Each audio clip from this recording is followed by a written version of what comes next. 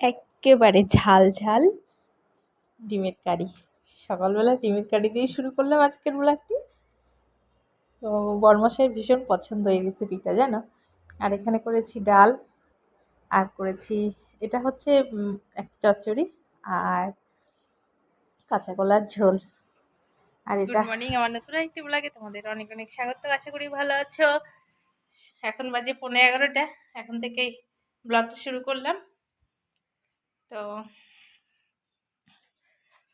ভাত খাওয়া হয়ে গেছে, আর এত ঝাল ঝাল রান্না করেছি না, কি বলবো। তো জানালাগুলো খোলা হয়নি এখনো, এত টাইট না, এই যে কাঠের জানালা, প্রচন্ড টাইট। মা, দরজাগুলো তো বন্ধ হয়ে যায়। দেখো, ঘরে জানালা দরজা বন্ধ থাকলে না কেমন যে লাগে। এই জানালাটা খুলবো না। আর এই যে দেখো বিছানার অবস্থা, এখন বিছানাটা গুছিয়ে নিই।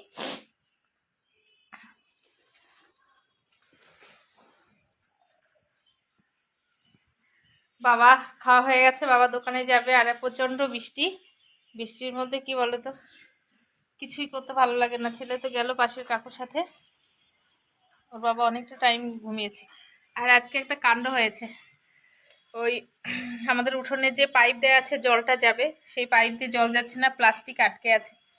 আর দিদিভাইরা যেই ঘরে থাকে, মানে ভাড়ার যেই ঘরে, তার সামনে একদম জলের জল, থই থই অবস্থা। তো বর্মশাই উঠলো 10টা, সাড়ে 10টার দিক, 10টার দিকে উঠেছে, 10:45। উঠে একটা বড় বাঁশ নিয়ে এটাকে খুঁচিয়ে খুঁচিয়ে তারপরে বের করেছে। এখন জলটা ক্লিয়ার হয়েছে। তো বিছানাটা ভালো করে গুছিয়ে নিই। আজকে না বাড়িতে আমি মানে যেই কাজগুলো পড়ে থাকে সেই কাজগুলো করলাম। ভাবি আজকে করব, রবিবারে করব, শনিবারে ছুটি থাকে শনিবারে করব, কিন্তু এই দুটো দিন আমার অন্যান্য কাজ আর কেকের অর্ডার থাকে। প্রায় শনি রবিবার করেই বেশি আমার কেকের অর্ডার থাকে। তো এই দুদিন আমাকে কেক বানাতে হয়, আমি এক্সট্রা কাজ করতে পারি না। আর যেহেতু ছোট বাচ্চা, এবার আমার শ্বশুর শাশুড়ি নিরামিষ খায়, আমিষ রান্না, তো এই সবগুলো রান্না করে আমি না বাড়ির মানে যেগুলো না করলেই নয় সেই কাজ একমাত্র করতে পারি।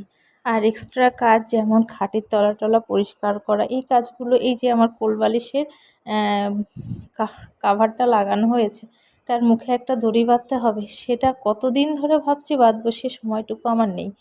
দুটো কোলবালিশ ওরকম খোলা আছে হাঁ করে। এবার আমার এই প্লাজো প্যান্টের ফিতেটা ভরতে হবে, কতদিন হয়ে গেছে, কেনার পরে একবার পরেছি। তো আমাদের কাজের দিদিটা কি করেছে, গরম জলে চুবিয়ে দিয়েছে, যার জন্য আমার প্যান্টটা নষ্ট হয়ে গেছে, ইলাস্টিকটা।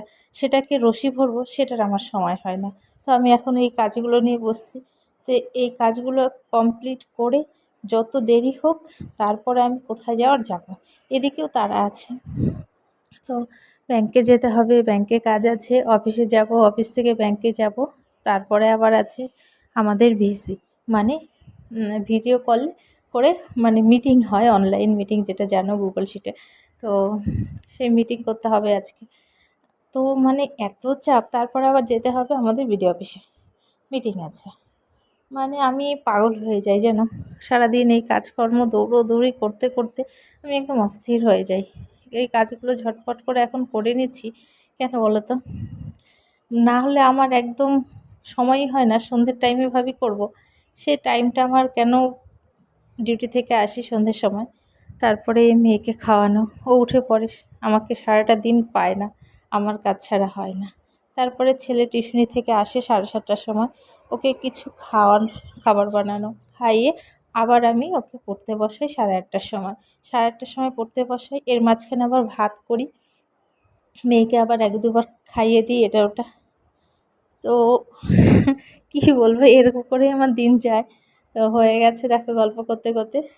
তারপর এই যে সারাদিন আর তোমাদের সাথে দেখা নেই, সন্ধেবেলায় বাড়িতে এসেছি। আমার সোনামা উঠে গেছে, আর ওর পাপা গেছে বাথরুমে। এবার বাথরুমে যাওয়ার জন্য আর ও দাঁড়িয়ে আছে, ওর বাবা ফোনে গান চেঞ্জ করে দেবে তারপরে।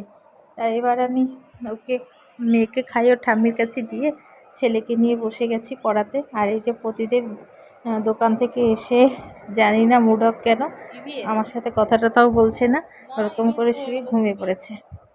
রাতে আর হয়তো খাবে না। তো চলো আজকের মতো এ পর্যন্তই। ভালো থেকো, সুস্থ